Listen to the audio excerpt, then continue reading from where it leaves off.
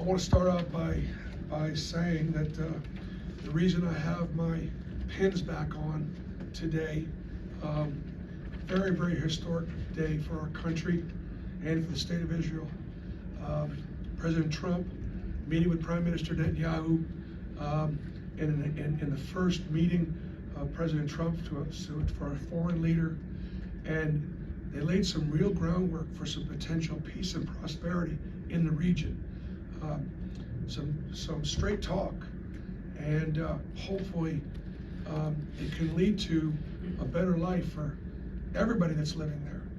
And so in addition, we obviously had 125 Jewish students from New York, New Jersey, and Florida that came in for a few days of some cultural experience and looking at Auburn, and so I wore this last year every game because I just wanted to bring awareness to kind of what was going on right now.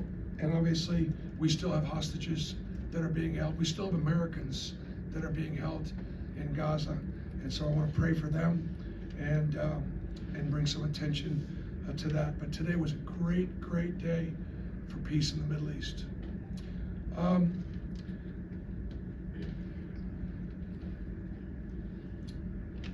Denver was terrific. Like, Denver didn't miss a shot. Played 4 assists, 1 turnover. Just did such a great job. We had an advantage on the inside. I thought we obviously took a pretty good advantage of that. The big key is Oklahoma's one of the better fast-breaking teams in the country. They only had 3 fast break points. So we did a great job of hurting the offensive glass and not getting ourselves beat too badly at all in transition. So I was really pleased with our effort, and the fact that once again we continue to take every opponent seriously. No, Bruce, this is the lowest. I'm sorry.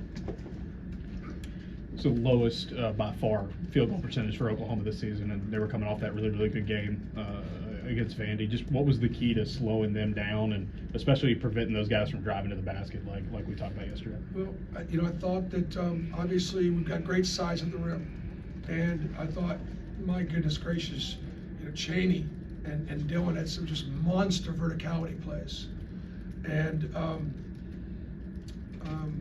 it was Oklahoma's guards were able to get by like they do, not quite as easily, but they were able to get by a little bit.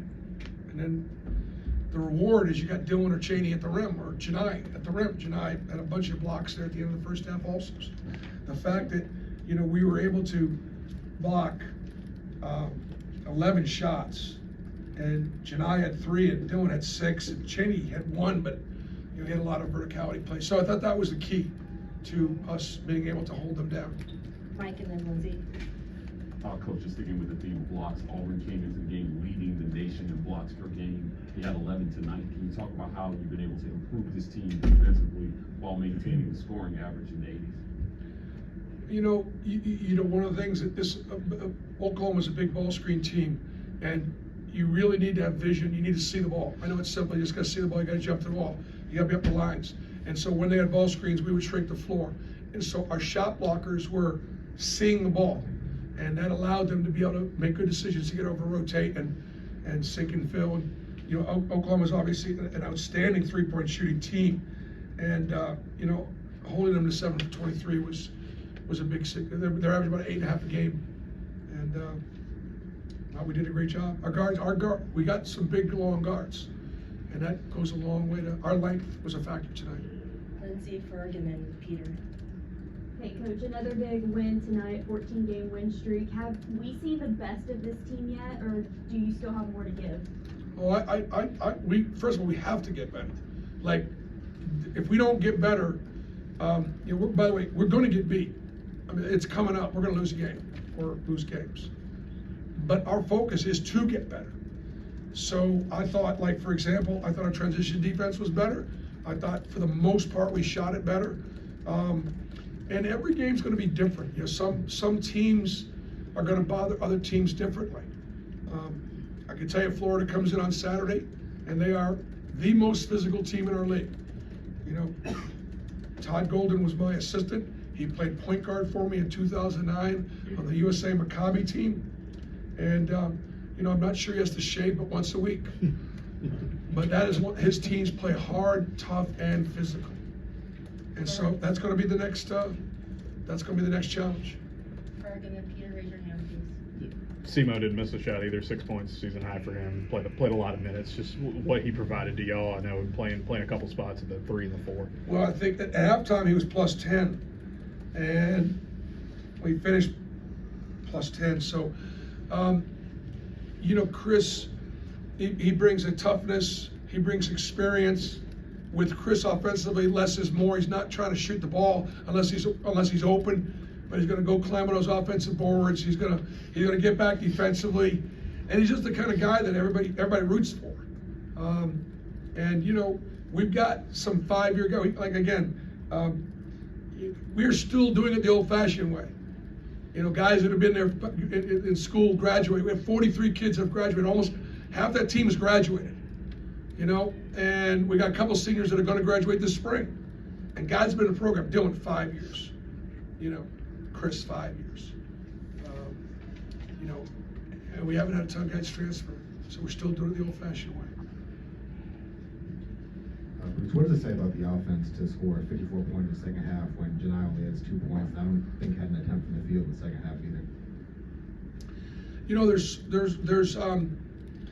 just so much. There was so much contact in there, and so you got to decide what's a high percentage shot, what's not a high percentage shot. And so open shots are higher percentage shots than sometimes inside, physically contested shots. And so he was just sort of taking a beating in there.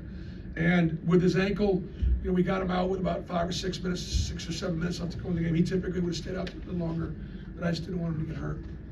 Nathan, Cam, and then Ferg and Jack.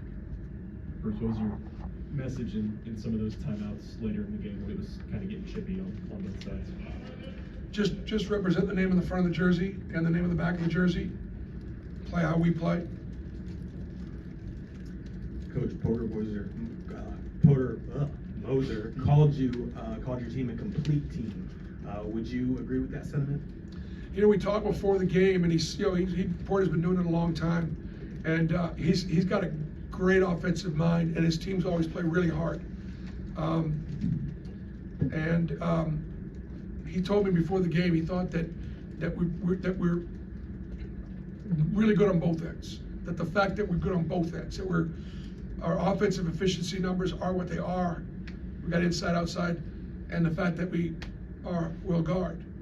Those two things together, I think, are why we are, you know, the #1 team in the country right now. Okay, last two, Ferg and then Jack.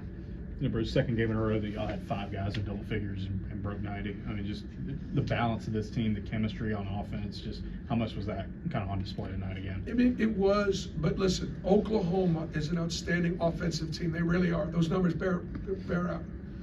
They're not an elite defensive team. They just don't have enough size. And so I wouldn't make too much about what we did offensively, you know, other than the fact that I thought we shared it, and, you know, but the fact that we held them under, you know, that to me, that would be the story of the fact that we made a really good offensive team.